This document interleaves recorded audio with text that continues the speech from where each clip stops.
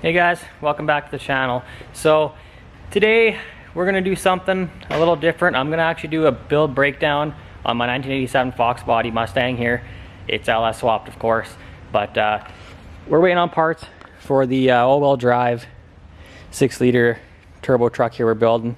And I figured I'd do a little video on my car here because I actually don't have too much of it posted on the YouTube channel. A lot of it's on my Instagram, which is Rusty Tuned as well, if you guys want to check that out. It was kind of just tricky posting, or I guess recording a lot of the video, because me and Bob are both racing at the same time. There's only him and I racing this year, so it was kind of tricky with us both being up there, and then also I'm running, he's running, back and forth, helping each other, and it just was very hard to film anything. So you can kind of see the build videos last year we were building, and then all of a sudden we're just finished and we're racing. So I'm gonna do, I do have some videos of his truck racing, so I'll do a video on that truck as well, basically like a 2020 year in review kind of thing, and build and how we finished everything. But yeah, so this one's gonna be about my car. So let's get started here and I'll show you guys what's up with it. So originally this car was it had a 4.8 in it. Actually, let's go back to getting the car. So I found this car south of Calgary, and it basically had no transmission, no engine. There was nothing in it. It basically just had the roll cage and a rear end in it, and it still even had the open diff in the rear end, and it had like some crazy 410 gears in it or something weird, just like strange NA bullshit or whatever. And the guy was like a super Ford guy. I'm pretty sure he cried when I told him I was going to put an LS in it, so that's kind of funny. I told him I would take him for a drive or let him drive it when it was done, but I don't know. Who knows? Anyways, so the car started out as a 4.8 liter Gen 4 engine. It's a turbo 400, and it's an 8.8 in the back. So in 2019, the fastest pass the car did was 944 at, I believe, 141 miles an hour, I believe. So, and then what happened was I moved all my turbo up front because I liked the way it looked, and I kind of just, I don't know, I was always seen Fox bodies and loved the way it looks with the turbo hanging out the front of the bumper. So I started doing all that, and then realized I wasn't gonna be able to run intercooled. So I did a lot of research online, and there was tons of guys online saying, oh yeah, I've run non-intercooled, I do this and that, but I'm not sure, you know, the exact specifics of how hard they're pushing the motor, or like if the engine was built, that kind of stuff. So running a stock bottom end truck motor non-intercooled, it just doesn't make any sense. You're on such the very edge of wrecking the motor every time that it's not worth the, you know, the pros versus the cons, you know what I mean? So I found that you have to run really, really high boost and really low timing, which, I mean, you can probably make it work, but it's just very tricky to like run that fine line when you're already running a stock bottom end engine. Like, why put yourself on the ragged edge of tuning to just try to run non-intercooled? So anyways, I blew up two motors. They're over here. So one was the 4.8. It still ran and everything.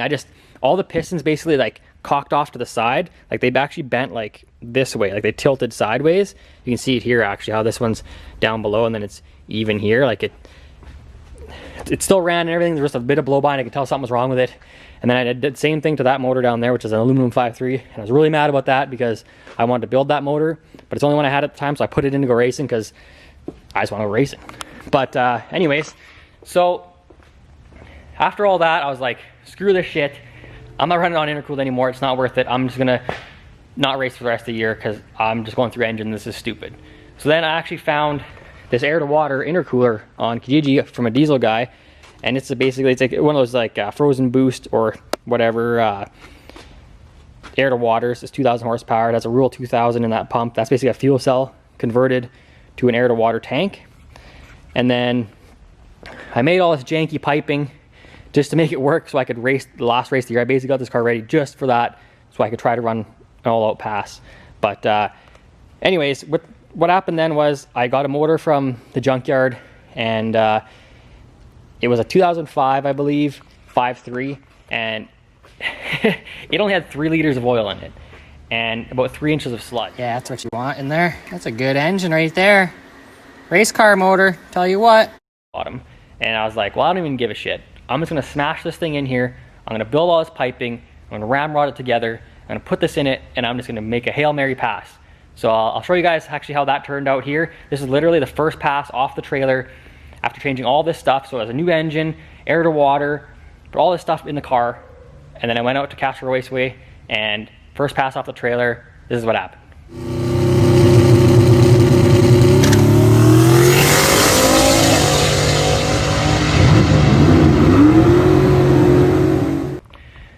All right, guys, as you see there, so the car did its best pass, 867, which was way more than what I was hoping for. I was honestly hoping for an 890 or an 880. It was pretty awesome. It kind of blew me away, and it kind of blew Brian away. He was videotaping, and he was freaking out when it happened. And I wish I would have had like a GoPro or whatever recording, but it was pretty awesome. I mean, 867 at 160 is nothing to feel bad about, right? I mean, it's a stock bottom end 5.3. I'll show you guys here. So this is the same engine in the car. It still runs. I've ran a few 8-second passes with it. I've only went out that one time, and then there was an actual street car day after that I got to go to, so that was nice. But anyways, so this engine has the 706 cylinder heads on it. So that's the ones basically, that's the ones off of the 4.8 liter. They're stock. It has a Summit Stage 4 Turbo Pro LS Summit camshaft. It's a Stage 4, and it has the trick flow dual valve springs. It's stock push rods, stock lifters, stock pistons and rods. It has factory head bolts. Like, these are reused factory head bolts. They aren't ARP head studs or anything in here, if I can show you guys, but it's basically running stock head bolts. You can just see it in there. And yeah, other than that, it's got the Davies Craig electric water pump here, and I do have their mounting kit as well. I had to use an F-body spacer to space out this kit because it was hitting the alternator bracket, and this is an ICT billet alternator bracket, and it was basically hitting the hose here, so I had to space it out. And actually, still having a problem with this because I keep chucking belts. If I do a crazy burnout or down track, if I spank the rev limiter, the belt comes off, which I see is a very common issue. I know Cletus had the same problem with his Corvette, Ruby. It does the same thing. It has a different mount. It's on that side, but everything they do, they still chucks the belt. So I'm thinking these either need an idler wheel or some sort of tensioner to hold the slack when it slaps, basically. But so on the cooling system, these are actually off Amazon, these radiators. These are Honda Civic, like cheapy aftermarket. They're $50 each Canadian, so $100 because I got two of them. I piped them together across the front and then ran them into the water pump here. This turbo kit I made myself, clearly. It's got down and forward, basically backwards truck manifolds that came on a truck engine that I got. And then all of the piping is just aluminized exhaust piping. And I got it from, I think I got it out of the dumpster, honestly, at Exhaust Shop. And that merges together into a T6 flange. And there was a S488 or a Performance World Turbo, which is a Borg Warner copy. It's a $1,000 turbo. We all run Performance World turbos, and for a $1,000 turbo, I mean, you can't complain, right? I mean, 860 is pretty decent for a $1,000 turbo that was not even pushing the limits of it yet. So, and then I also have a Black Sheep Industries wastegate. That's a 60 millimeter. I love that wastegate because it's a piston style. It doesn't have a diaphragm on the top.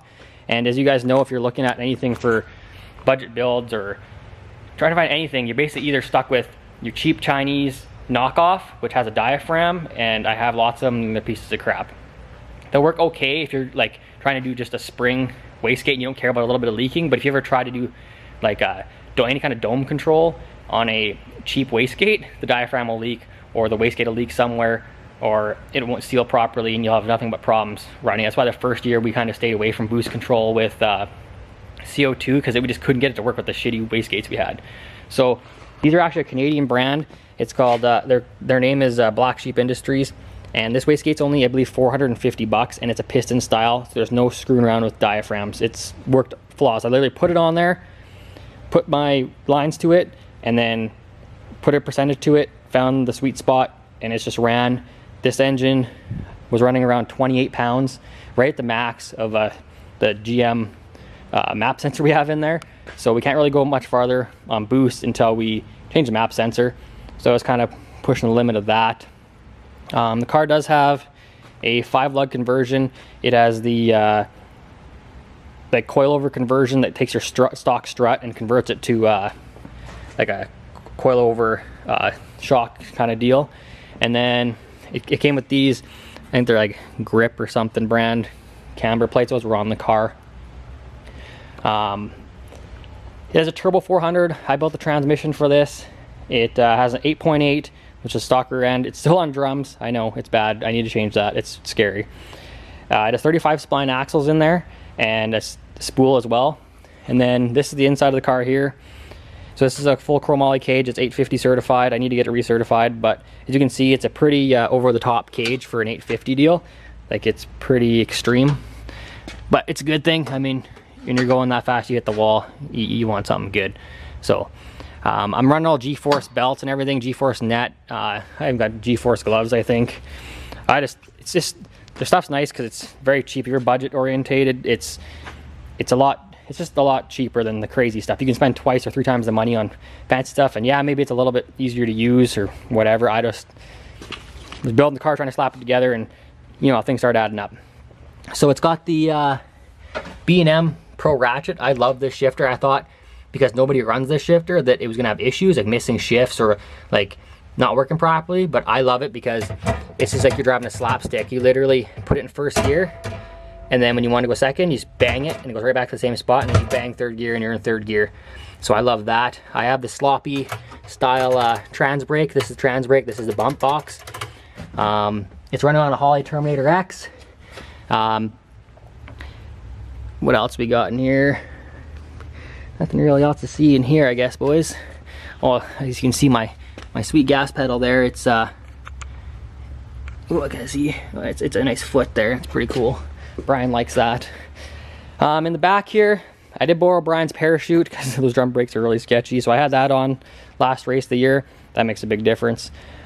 In the back here, it's got a Taylor battery box. This is a Performance World fuel cell.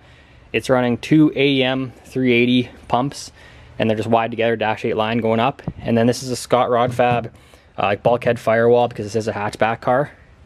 And then underneath, I'll show you guys what the deal is down there. Just gotta grab a light.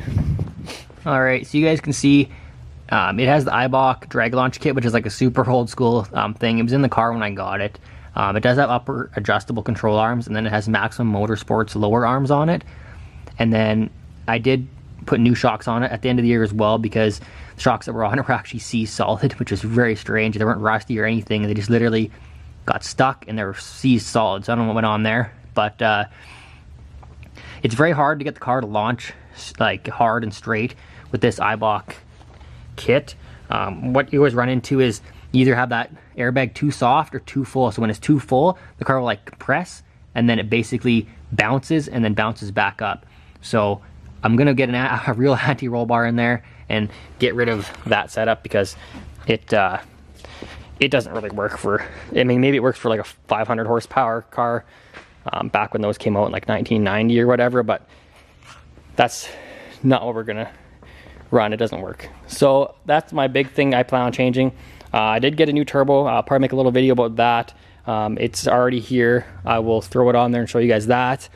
And then yeah, here's the slip here. This would have been the best pass the car I ever made. 867 at 160. As you can see, the 60 foot's terrible. It's like a 138. I mean, it's the 9, so might as well be 139. The 8th mile is a 560. I mean, I think it can do a lot better than that with proper suspension tuning with an anti-roll bar in it. But that's, I think, about it. Oh, yeah, I forgot to tell you guys, it's on E85, of course. E85 is awesome. Yeah, I think that's about it. I'm gonna do another video on Fertorado as well, give you guys a little update, kind of what we did last year and how that all went, and I have a bunch of video of that, and I kind of just never really posted any of it because couldn't really make a video out of just passes, right? So I will see you guys in the next one.